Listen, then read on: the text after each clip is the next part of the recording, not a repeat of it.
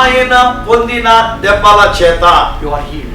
నీవు స్వస్థత పొందియాడు. You see this movie, Passion of Christ. Passion of Christ అనేటువంటి ఒక విషయాన్ని కనుక మనం చూస్తే, When you see every lash on his back, చూడండి ఆయన వీపు మీద కొట్టబడుతున్నటువంటి ఒక కొరడ దెబ్బ ప్రతిది కూడా for our healing.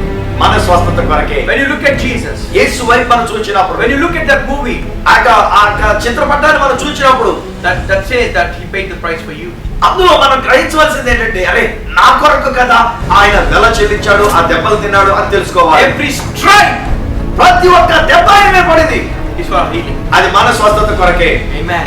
Amen. His body was, it has no shape at all, you know that? ఆయనకు స్వరూపమైన సొగసైన లేనివాడుగా అయిపోయాడండి, ఆకారం He లేకుండా became so cruel because of their beating. వారు కొట్టినటువంటి దెబ్బల చేత, కొరడ దెబ్బల చేత ఆయన ఒక మాంసపు ముద్దలాగా అయిపోయాడు అనమాట.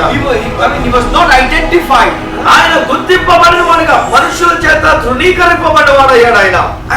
He became like a ball of meat. చూడండి, ఒక మాంసపు ముద్దలాగా తయారైపోయాడు ఆయన. Every part of his body was beaten. ఆయన దేహం అంతటి మీద కూడా కొరడ దెబ్బలు కండలాగేసినాయండి. They spit on him ఆయన మీద ఉమ్మి వేశారు వాడు, so that he will not be spitted upon.